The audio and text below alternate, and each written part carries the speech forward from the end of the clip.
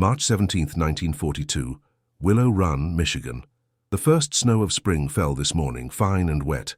It melted on my collar as I stood in line with 3,000 others, waiting for the plant gates to open. Most were men like me, too old or broken for combat but not for work. Women too, more each week. We carried lunch pails and cigarettes. Nobody talked much. The radio this morning had news from the Pacific. All bad. Ships sunk, men lost, islands taken. The Japanese advance seemed unstoppable. Europe wasn't much better. I've been here 3 weeks now and still can't believe what I'm seeing. The factory stretches nearly a mile from end to end. The locals call it the bomber plant, or just the Run. Ford built it in farmland west of Detroit, where nothing but cornfields stood 6 months ago. Now it's the largest factory under one roof in the world. The government paid for it, $100 million, they say, but Henry Ford's running it, or trying to. When I first arrived and saw it rising out of the Michigan mud like some industrial cathedral, I remembered what Reichsmarshal Göring said in '39, just after Poland fell. We had it on a phonograph record back at the American Embassy in Berlin. I listened to it a dozen times. The Americans can't build planes, only refrigerators and razor blades.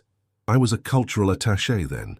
My German was good enough to attend the diplomatic functions, to smile and nod, while Nazi officials boasted of their 1,000-year Reich.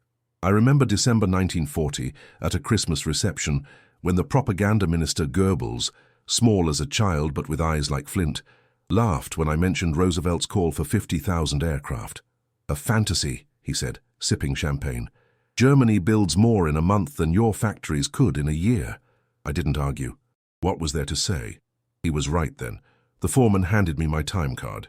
Electrical section, Building B, he said, barely looking up. I'd spent 20 years teaching German literature at Columbia before the war. Now I'm wiring B-24 Liberator bombers because I know how to follow diagrams. My hands weren't made for this work. They bleed most nights. Inside, the noise hits you like a physical force. Thousands of riveting guns firing at once, ta-ta-ta-ta-ta, a devil's percussion that vibrates in your chest. Overhead cranes moving massive aluminum sections, shouted orders, the smell of hot metal, machine oil, sweat. We don't build one bomber at a time. We're building them on a moving assembly line like Ford's Model Ts, only these are 4-engine bombers with 1,150,000 parts each. I work 10 hours, then catch the bus back to my boarding house in Ypsilanti. Mrs. Colmar serves dinner at 7, meatloaf tonight with potatoes. The other boarders are plant workers too. Peterson lost a son at Pearl. Williams has a boy on a destroyer somewhere in the Atlantic. They don't ask about my past, and I don't offer it. They'd never understand how I drank schnapps with men now bombing London, how I once admired German efficiency. That world seems like a fever dream now. March 25, 1942, Willow Run, Michigan. Production meeting today. Numbers still not good enough. Consolidated in San Diego can build one B-24 per day. We're still struggling with one per week. Mr. Edsel Ford looked exhausted. I saw Charles Lindbergh at the plant today. He's working as a consultant, helping solve production problems. The workers avoid him. His America First speeches haven't been forgotten. I was close enough to hear him arguing with a production manager about wing assembly. The tolerances are all wrong, he said, pointing at blueprints spread across a workbench. You're building them too precisely. You're making watch parts when you need to be making airplanes. The irony wasn't lost on me. America's Nazi sympathizer helping build the planes to bomb Germany. The Russians lost 150,000 men last month on the Eastern Front. The newspaper said it matter-of-factly, as if describing rainfall. Those numbers wash over you until they mean nothing. But today I held a small brass plate that will be mounted in the cockpit of bomber number 47. I traced the serial number with my thumb, and suddenly thought, this machine will drop destruction on people who speak my mother's language. Some distant cousin might look up and see it as his last sight on Earth. I set the plate down carefully and went to the men's room to splash cold water on my face. At lunch, I sat with Sarah Winters, one of the Rosies working on hydraulic systems. She has 3 children and a husband in North Africa. Her hands are calloused now, the nails cut short and stained with grease. I used to do manicures, she said, catching me looking at them. Funny how things change. She showed me a photograph of her family, taken before her husband shipped out. He doesn't know I'm working here, she said. I told him my sister is watching the kids. He'd worry otherwise. I told her I'd been in Germany before the war. She asked what the people were like. Like us, I said. Proud, scared, wanting to believe they're doing the right thing. She nodded, wrapping her sandwich back in wax paper, though she'd eaten only half. Sometimes I wonder if there's a woman just like me over there, building Messerschmitts or whatever they fly. BF 109s, I said automatically, then wished I hadn't. She gave me an odd look before the whistle blew us back to our stations. April 8th, 1942, Willow Run, Michigan. The spring thaw has turned the parking areas into lakes of mud. Men lose boots trying to cross them. The company laid down wooden planks, but it's not enough. Everything is behind schedule. Tolerance problems in the wing sections, shortages of aluminum, labor disputes. The Army Air Corps inspectors reject almost half of what we produce. Yesterday, a colonel from Washington visited, walking through with a clutch of Ford executives.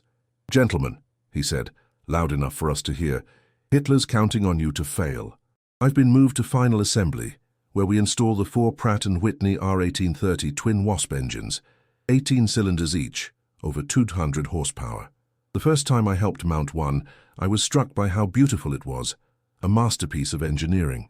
Baldwin, who leads our crew, saw my expression. "Pretty, ain't they?" he said. "Each one's got more horses than my whole hometown had before the war." Baldwin was an auto mechanic in civilian life. He can diagnose an engine problem just by listening. His son is a gunner on a B-17 in England. 8th Air Force, he tells anyone who'll listen, chest puffing out. The radio brings worse news every day. Japanese taking the Philippines. U-boats sinking our ships within sight of the East Coast. A single U-boat commander, Captain Lieutenant Hardigan, sank 8 ships on one patrol. I know the U-boat men. Before the war, in '38, I toured U-29 in Hamburg Harbor, a diplomatic courtesy. The captain showed me the cramped quarters, the intricate machinery. "We could strangle England in 6 months if war comes," he said. I nodded politely, thinking it bluster. Now I'm not so sure. But here, in this vast hangar, something is happening that Göring and Hitler never expected. The line is moving faster. We completed 3 bombers this week. The problems are being solved one by one. The women, nearly a third of the workforce now, are often better at the detailed assembly work than the men. Their fingers are nimbler, their patience greater. At dinner, Mrs. Colmar announced her son had enlisted. He ships to basic training next week. She served apple pie with small American flags on toothpicks stuck in the crust. Nobody commented on the childishness of it. We each ate our slice of patriotism without a word. April 19th, 1942, Willow Run, Michigan. News of the Doolittle raid on Tokyo. Everyone walking taller today. First time we've hit their homeland. 16 B-25s off the USS Hornet. The Japanese thought they were invulnerable. Now they know different. Production is up to 1 bomber per day now. The bugs are being worked out. Lindbergh's advice about tolerances proved right. We were trying to build them too perfectly. War doesn't demand perfection, just quantity and adequacy. The Ford men struggle with this concept. Their entire careers were built on precision. Now they're learning to accept good enough. I dream in blueprints now. Last night I woke at 3 a.m., certain I'd forgotten to connect an oil line on bomber number 71. I almost dressed to go to the plant before reason returned. The planes haunt me. Each one carries a crew of 10. Each one carries 5,000 pounds of bombs. I help build them, knowing what they'll do, knowing they're necessary.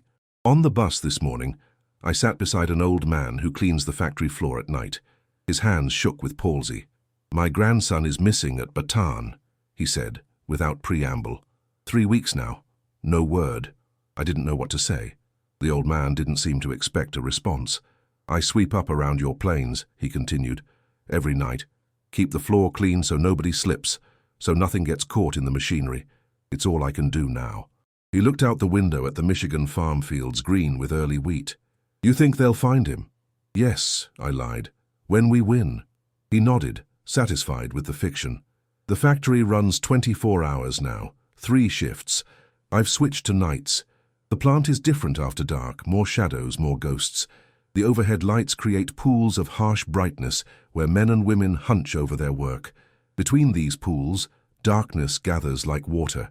Sometimes I stand on the observation catwalk and look out over this industrial ocean, watching the bombers take shape from nose to tail. From up there, the workers look like surgeons, or priests performing some complex ritual. During my break, I read from a small volume of Rilke I keep in my pocket. Who speaks of victory? To endure is all. The German words are a secret vice.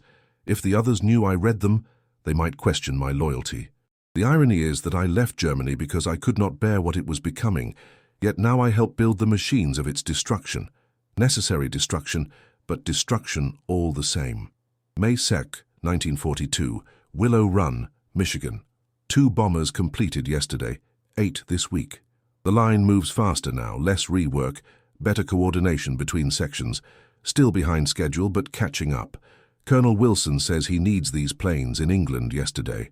Baldwin's son is missing. His B-17 didn't return from a raid on Hamburg. Baldwin works with a mechanical precision that frightens me, his face set like concrete. No one speaks to him of it. What could we say? Today he over-tightened a propeller bolt until it snapped. He stared at the broken metal as if it were the first time he'd ever seen such a thing. Then he went back to work, installing a new bolt with careful, measured turns of his wrench. We're hiring more women, more older men, more of anyone we can find. The draft is taking the young men as fast as they turn 18. I train the new ones on my section. Most have never held a wrench before. Society women who've never seen the inside of a factory. Farmers who've spent their lives behind plows. I show them how to read the diagrams, how to use the tools, how to check their work. This isn't just a job, I tell them. This is how we fight. Today, a woman named Eleanor joined my crew. Her hands are smooth, uncalloused. A pianist, she told me. She struggled with the heavy wrenches, the awkward angles. By the end of the shift, her hands were bleeding. I gave her my work gloves.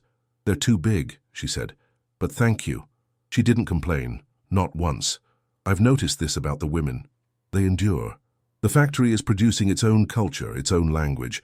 We call the partly assembled bombers the ugly ducklings. The massive hangar doors are the gates of hell. The final inspection area is purgatory. A bomber that passes all tests is salvation. We joke about it, but underneath runs a current of belief that what we're doing here matters, that it might actually save civilization. At night, in my small room, I listen to the radio. Edward R. Murrow broadcast from London during the bombing raids, his voice steady amidst the sound of falling destruction. "This is London," he says, and I close my eyes, imagining the bombs falling, some of them perhaps dropped from planes I helped build. I wonder if the Germans below hear the engines and recognize the sound of American industry, the thing Göring discounted. May 15th, 1942, Willow Run, Michigan. Production at 2 per day now, plant operating at nearly full capacity, problems with the ball turrets resolved, new workers coming in faster than we can train them, shortages of copper wire, but engineering found workarounds. Baldwin's son has been reported as a prisoner of war. The relief on Baldwin's face made him look 10 years younger. "He's alive," he kept saying, his hands trembling as he showed me the telegram. "My boy's alive." We celebrated with contraband whiskey behind the tool shed after shift. Baldwin proposed a toast. "To the Geneva Convention," he said. No one laughed. I was invited to a production meeting today. The engineering team needed someone who'd actually worked on the line to explain a recurring hydraulic problem. The conference room was cool and quiet, so different from the factory floor that it seemed like another world. Men in suits studied charts and diagrams, while ceiling fans stirred the cigarette smoke above their heads. Charles Lindbergh was there, lean and tanned, his eyes intelligent and restless. He asked precise questions about the hydraulic systems, making notes in a small leather book. During a break, he approached me at the coffee urn. "You've worked in final assembly?" "Yes, since April." "What's the biggest bottleneck you see?" I thought about it. "The integration of the electrical systems with the hydraulics. The diagrams don't match the reality. The men waste hours troubleshooting." He nodded, writing it down. "That's exactly what I found at the San Diego plant." He studied me for a moment. "You're not a factory man." "No. I taught German literature before the war." A flicker of interest. "You've been to Germany?" "I lived in Berlin, until 39. He lowered his voice. "And what did you think of what they built there? Their organization, their industry?" I chose my words carefully. "Impressive, efficient, soulless." He didn't respond directly, just nodded slightly. "We'll outproduce them," he said. "Whatever else happens, We'll bury them in aluminum and rubber and steel. He returned to the meeting, leaving me by the coffee urn, wondering if he was trying to convince me or himself. Back on the line, Eleanor has mastered the hydraulic fittings. Her fingers, though blistered, move with the precision you'd expect from a pianist. I played Bach before the war, she told me during lunch. Now I play with these. She held up her hands, showing the calluses forming. Different kind of counterpoint, I suppose. The plant continues to grow. New sections being built even as we work in the existing ones. The sound of construction competing with the sound of production. More machines arriving daily, more workers, more raw materials. The scale of it all still astonishes me. I remember touring the Heinkel works in Germany. It seemed enormous then. Willow Run makes it look like a cottage industry. June 3, 1942. Willow Run, Michigan. Battle of Midway underway.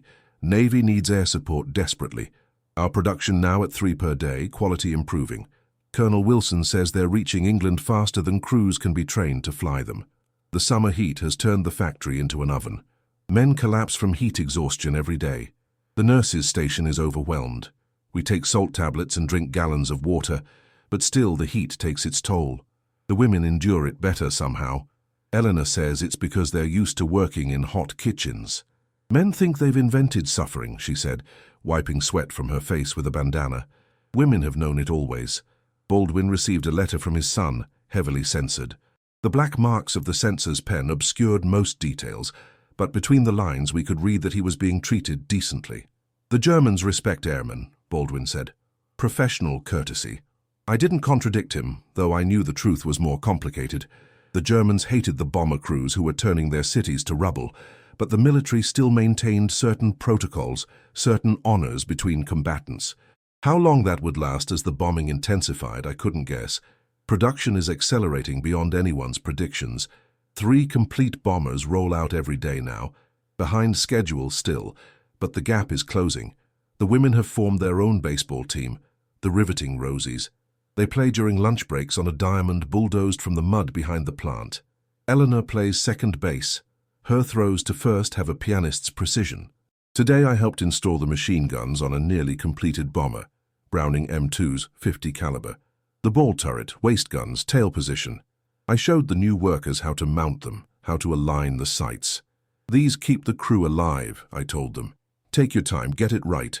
I demonstrated how to clean the guns, how to test the charging mechanisms. The boys who fly these planes are counting on you, I said. Don't let them down. Afterward, I sat alone in the empty nose compartment of bomber number 142, looking through the clear plexiglass at the factory beyond.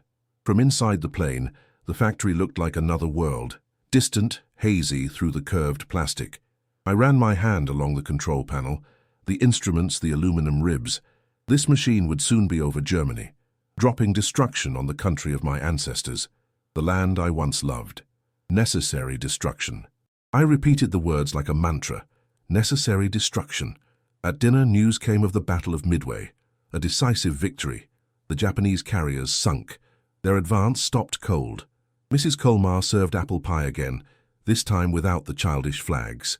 We ate in silence, each contemplating what the news meant. The tide turning, perhaps. A chance, at least. June 22, 1942. Willow Run, Michigan. Ford executives still fighting with Army over contract terms. Production continues to accelerate despite this. 4 bombers per day now. 6,000 workers on 3 shifts. Problems with wing assembly resolved. New workers arriving faster than we can house them. I was promoted to shift supervisor today. 20 men and women under my direction now. My section is responsible for the final electrical checks before the bombers move to the flight line. The irony doesn't escape me. A professor of German literature ensuring that the bombers meant to destroy German cities are properly wired. The world has become a wilderness of irony. Eleanor brought fresh tomatoes from her victory garden, shared them at lunch. The sweetness of them, the simple miracle of food pulled from the earth, moved me almost to tears. My husband planted the garden before he shipped out, she said. I just tend it. The least I can do. Her husband is on a destroyer in the Pacific. She hasn't heard from him in 2 months. Baldwin's son has been moved to a permanent camp, Stalag Luft 3rd, for captured airmen. Baldwin proudly showed me another letter, less heavily censored. He says they put on plays, he told me, wonder in his voice. The men built a theater in the camp. They're doing Shakespeare. I nodded, not surprised. The Germans respect culture, even in war. I almost told him then about my past, the theaters of Berlin, the opera houses, the libraries I'd visited, but I held my tongue. That Germany no longer exists. Perhaps it never did, except in my imagination. The bombers come off the line with increasing speed now, 4 per day, soon to be 5, 10,000 parts coming together in a dance of organized chaos. The plant runs with the precision of a Swiss watch, despite the heat, despite the pressure, despite the knowledge of what these machines will do, or perhaps because of that knowledge. At night, I walk along the Ford River, watching the moonlight on the water. The factory's glow lights the horizon like a perpetual dawn. The sound of machinery carries across the water, a distant thunder. I think about the men who will fly these planes, the crews of 10 who will climb aboard each one. Boys mostly 18, 19 years old. Will they think about the people below as they drop their bombs? Will they see the destruction, or will the clouds mercifully hide it from their view? And the Germans below, looking up, will they know that their Reichsmarshal was wrong, that Americans can build more than refrigerators and razor blades? July 4th, 1942, Willow Run, Michigan. Independence Day. Skeleton crew today. Most workers given the day off. Still completed 2 bombers. Plant manager says we'll hit full production, 1 bomber per hour by January. No one believes it possible, but no one thought 5 per day was possible either. A small celebration at the boarding house. Mrs. Colmar roasted a chicken, a luxury these days with rationing. We listened to the president on the radio, his confidence in ultimate victory seeming more justified now. The news from all fronts is improving. North Africa, the Pacific, the Atlantic. The tide is turning, slowly but surely. Baldwin brought news that his son had been moved to a different section of the camp, one for commissioned officers. They treat him well, he said. Regular Red Cross packages, letters getting through. His relief was palpable. The monster of his imagination, Nazi torture chambers, starvation, replaced by a reality almost mundane in its bureaucratic correctness. I didn't tell him how fragile that correctness was, how dependent on Germany's continued belief that it might win. If that belief falters, so too might the protections of the Geneva Convention. I've seen the darkness at the heart of the Nazi ideology. I know what they're capable of when they abandon the pretense of civilization. Eleanor played piano at the USO in Ypsilanti tonight. I went to hear her, curious about her former life. She performed Chopin, her fingers moving across the keys with the same precision they bring to the hydraulic systems on the assembly line. The music filled the small hall, bringing tears to the eyes of soldiers on leave. Afterward, she saw me in the audience and nodded, a small acknowledgement of our shared secret, that we are more than our work at Willow Run, that we had lives before the war that defined us in ways the factory never will. Walking home along the river, I thought about Germany again, the Germany of Beethoven and Goethe, of beer gardens and Christmas markets, the Germany that produced the FW-190 fighter and the Tiger tank. The contradiction at the heart of that culture has haunted me since I left. How could a people so civilized, so cultured, embrace such barbarism? And are we any different, building machines of death on an assembly line with the efficiency of Ford's Model T production? The answer, I think, lies in necessity. We build these bombers not because we love destruction, but because we must, because the alternative is unthinkable, because Göring laughed at our industrial capacity, and now we will show him the fatal error of that laughter. August 1st, 1942, Willow Run, Michigan. 5 bombers completed today. 5. The line moves with increasing smoothness. Problems still arise but are solved more quickly. Workforce now over 10,000. Housing in the area completely overwhelmed. Men sleeping in shifts in the same beds. Baldwin received word that his son has been put to work in the camp, helping maintain the Germans' vehicles. He was always good with engines, Baldwin said, pride mixing with worry in his voice. Gets that from me, I guess. I didn't tell him that forced labor violates the Geneva Convention. Some truths serve no purpose. Eleanor's husband's ship was damaged in the Solomon Islands. He's recovering in a hospital in Australia. He'll live, she said simply. That's enough for now. Her fingers move over the hydraulic lines with practiced precision. She can assemble a complete system faster than anyone else on the line. The bombers take shape around us. aluminum skeletons growing skin and organs, and finally, life, the roar of 4 Pratt & Whitney engines testing on the flight line. Each bomber represents 1,550,000 parts, 100,000 rivets, countless man-hours. Each costs about $300,000. Each carries a crew of 10 and a payload of death. I watch them take off from the airfield adjacent to the plant, test flights only, but soon they'll be over Germany. The sound of their engines is distinctive, deeper, more resonant than the German Bf 110s or Ju 88s I heard in Berlin. The Germans will learn to fear that sound. They will look up from their factories and homes and see these machines we've built, these liberators, and know that Göring was wrong. August 17, 1942, Willow Run, Michigan. 6 bombers today. New record. Colonel Davis from Washington visited with a delegation. Said the planes are reaching England faster than they can train crews. Supply now exceeding demand. Unthinkable 6 months ago. Found myself thinking of Berlin this morning. Autumn 1938. The Tiergarten in golden light. Leaves falling. Students arguing politics over coffee at the Romanisches Café. Professor Weiss warning me over schnapps. They're burning more than books now, Thomas. I left 3 months later. Sometimes I wonder if Weiss escaped, if he's alive, if the café still stands, if anything remains of the Berlin I knew. A photographer from Life magazine came through the plant today. They're doing a feature on war production. He took pictures of the women especially. Eleanor at her hydraulic station, her hair tied back in a red bandana. Mary Kozlowski riveting wing sections. Doris Williams installing radio equipment. The new face of American labor, the photographer said. The women posed without stopping their work. No one has time for vanity now. Baldwin showed me a new letter from his son. The censors had been more generous this time. His son wrote about a tunnel the prisoners were digging under the camp. Don't worry about me mentioning it, Baldwin said. By the time this letter reached me, they'll either have escaped or been caught. I nodded, not telling him what I suspected, that the Germans know about the tunnel, that they always know, that they sometimes allow the preparations to continue just to identify the troublemakers. The plant has developed its own weather system, the heat from the machinery, the breath of thousands of workers, the steam from the hydraulic presses.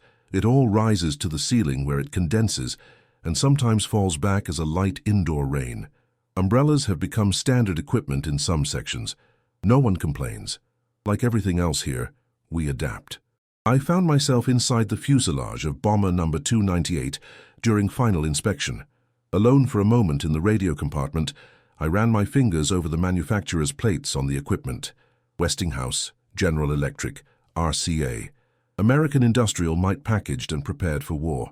I thought about the radio operators who would sit in this cramped space, boys from Kansas or Oregon or New York, trying to navigate through flak-filled skies over Bremen or Hamburg. Would they come back? Statistics suggest half will not. September 5, 1942, Willow Run, Michigan. Production at 7 per day now. Quality issues with the nose section resolved. New workers continue to arrive. Women now 40% of the workforce. The plant runs day and night without pause. Mrs. Colmer's son was wounded at Guadalcanal. Not seriously. $1 million wound, the other boarders call it. Enough to send him home, not enough to cripple him. She moves through the house like a ghost, torn between relief and guilt at feeling relieved. Eleanor received a package from her husband, seashells collected on an Australian beach during his convalescence. She brought them to the plant, showed them around at lunch. Small, delicate spirals from another world. We passed them hand to hand, these fragments of normality, these artifacts from a place where the war is distant thunder rather than daily purpose. My fingers lingered on their smooth surfaces, remembering the Baltic shores, the beaches at Rügen where I vacationed as a child. Today we installed the Norden bomb site in bomber number 311. A marvel of engineering, top secret, supposedly able to drop a bomb into a pickle barrel from 20,000 feet. The reality is less precise, but it's still the best targeting device in the war. The Germans have nothing comparable. Their Lot-Fernrohr 7 bomb site is mechanical, simpler, less accurate. Another edge we have, another reason the tide is turning. The engineers have solved the overheating problem in the nose section. Pratt & Whitney sent specialists from their Connecticut plant. The solution was elegant, additional cooling vents precisely placed to create a natural airflow. The planes can now operate in the Pacific heat without engines failing. Small details win wars. I caught Baldwin talking to bomber number 324 as if it were a living thing, patting its aluminum skin, whispering something I couldn't hear. I didn't interrupt. We all develop our superstitions, our rituals. Some workers leave a fingerprint inside each plane they help build. Others scratch their initials in hidden places, little signatures on history, invisible but present. The factory stretches beyond sight now, a universe of aluminum and rubber and purpose. Standing at one end, you cannot see the other through the forest of partially completed bombers. The noise is our element now. We notice it only when it stops during the rare power failures. Then the silence is deafening, disorienting, as if the world has suddenly held its breath. Tonight, standing on the observation catwalk, looking out over the vast expanse of the factory floor, I had a vision of the future. The war will end, Germany will fall, and we will turn these factories to other purposes, cars again, refrigerators, the consumer goods of peace. The women will return to their homes, or perhaps they won't, forever changed by their experience of independence. The men will come back from the fronts, those who survive, and try to rebuild their lives amid the memory of violence. And what of me? I will return to my books, my lectures, my quiet academic life. I will teach young people about Goethe and Schiller, about the humanism at the heart of German culture. I will try to explain how that culture produced both Beethoven and Buchenwald, both Dürer and death camps. I will tell them about Willow Run, about the miracle of American production, about the bombers we built to destroy tyranny. But tonight, there are more bombers to complete. The line never stops. The war demands its tribute of aluminum and rubber and lives. We give what we must, holding back only enough of our humanity to recognize ourselves when peace finally comes. I left half my heart in Germany. The rest stays silent inside me until now.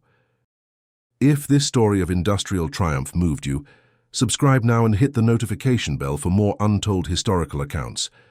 Comment below which part of the Willow Run story surprised you most, and share this video with someone who appreciates the forgotten history of World War II.